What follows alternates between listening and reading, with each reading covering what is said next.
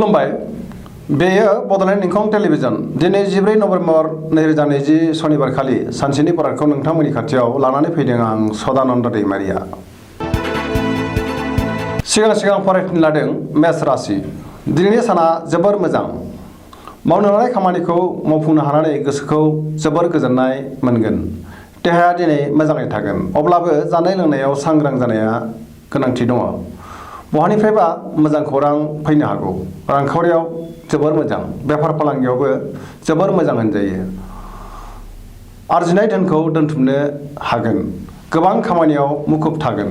न'खराव अनलायनाय फैगोन। बहाबा थांनांगौब्ला जोबोर मोजां। गुबुननि गोसोखौ बोनो हागोन। समाजाव गोबां मान मोनगोन। बिमा बिफानि बोर मोनगोन। लाइमोनफोरा जोबोर रमान्टिक जागोन। फरायसाफ्रा फरायनायाव गोसो दुंगोन। वृष राशि। दिनैनि साना जोबोर मोजां। गोसोखौ जोबोर गोजोननाय मोनगोन। गोसोनि बोलोआ बांगोन। मावनो लानाय खामानिखौ मावफुंनो हागोन। समाजाव गोबां मान मोननो हागोन। रांखावरियाव बारा मोजां नङा।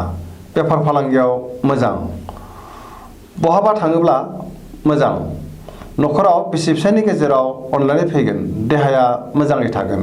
गुबुननि हेफाजाब मोनगोन। बहाबा थांनो एबा दावबायहैनो खाबु मोनगोन। मिथुन राशि। दिनैनि साना जोबोर मोजां। गोसोखौ जोबोर गोजोननाय मोनगोन। देहाया दिनै मोजाङै थागोन। अब्लाबो जानाय लोंनायाव सांग्रां जानाया गाहाम। रांखावरियाव जोबोर मोजां। बेफार फालांगियाव मोजां मुलाम्फा मोननो हागोन। न'खराव अनलायनाय फैगोन। समाजाव गोबां मान मोनगोन। गोसोनि बोलोआ बांगोन। मावनो लानाय खामानिखौ गोरलैयैनो मावफुंनो हागोन। सेंग्रा सिख्लाफ्रा जोबोर रमान्टिक जागोन। कर्कट राशि। दिनैनि साना जोबोर मोजां। गोसोआव गोबां गोजोननाय फैगोन। मावनो लानाय खामानिखौ मावफुंनो हागोन। रांखावरियाव जोबोर मोजां। अब्लाबो नाङा फाङा खरसाया बांगोन। बेफार फालांगियाव मोजां होनजायो। देहाया दिनै मोजाङै थागोन। गुबुननि हेफाजाब मोनगोन। गुबुनजों गोरोबनो रोंगोन। न'खराव अनलायनाय फैगोन। गोगो आरो गोथों साननो रोंगोन। गुबुननि थाखाय गोबां मोजां हाबा मावनो हागोन। गोसोनि साननायफोरा जाफुंगोन। सिंह राशि। दिनैनि साना बारा मोजां नङा। गोसोआव गुलाय गुजाय साननाय फैगोन। मावनो लानाय खामानिखौ मावफुंनो हानाय नङा। सोरबा लोगोआ खहा खालामनो नाजागोन। सुथुरा बांगोन। रांखावरियाव मोजांद्राय नङा।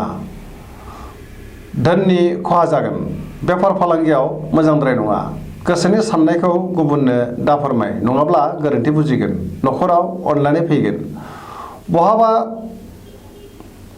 दावबायहैनो खाबु मोनगोन। कन्या राशि। दिनैनि साना बारा मोजां नङा। गोसोखौ जोबोर उसुखुथु मोनगोन। गुबुननि गोसोखौ बोनो हानाय नङा। बहानिफ्रायबा हरखाबै गाज्रि खौरां फैनो हागौ। रांखावरियाव मोजां।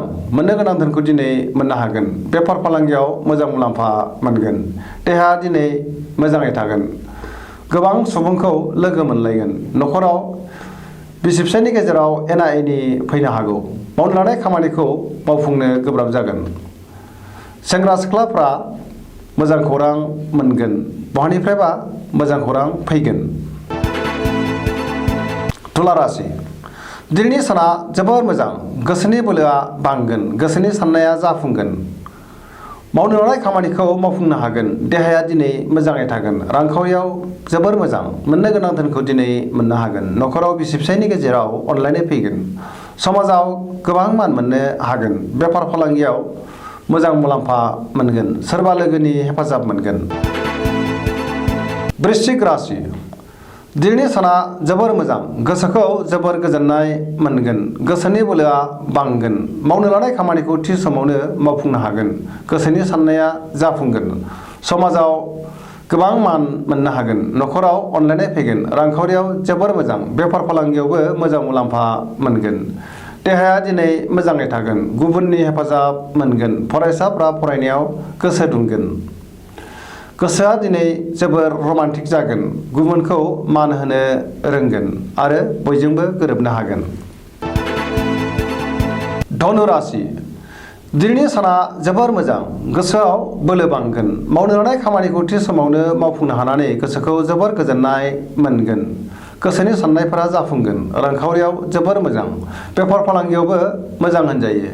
समाजाव मान मोनगोन देहाया दिनै मोजाङै थागोन न'खराव अनलायनाय फैगोन सेंग्रा सिख्लाफ्रा दिनै जोबोर रमान्टिक जागोन।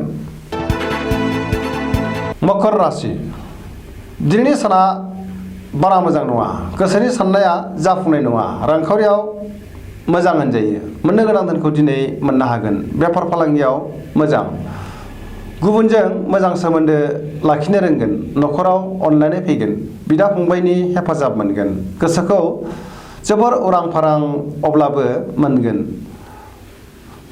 मावनो लानाय खामानियाव देबार नांगोन गोसोनि साननाया जाफुंनाय नङा।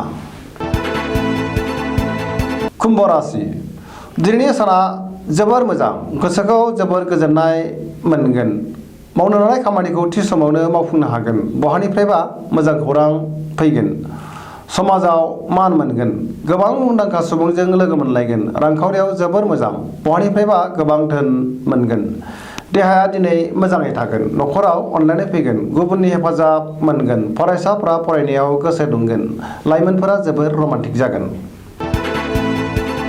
मीन राशि दिनैनि साना मोजां आरो गाज्रिनि गेजेरजों बाबेनलांगोन गोसोआव गुलाय गुजाय साननाय फैगोन गोसोनि बोलोआ लोरबां जागोन गावनि गोसोनि साननायखौ गुबुननो फोरमायाब्ला मोजां देहाया मोजाङै थागोन रांखावरियाव मोजां बेफार फालांगियाव मोजां न'खराव बिसि फिसायनि गेजेराव अनलायनाय फैगोन गोसोआ दिनै जोबोर रमान्टिक जागोन फरायसाफ्रा फरायनायाव गोसो दुंगोन। दिनैनि राशि फरायथिनाया एसेनोसै जोबनायाव बेखौनो खावलायो जाहाथे नोंथांमोना सानफ्रामबो जोंनि बे बड'लेण्ड इंखं टेलिभिजनखौ नायबाय थायो आरो साबस्क्राइब खालामो एसेनोसै गोजोन्थों।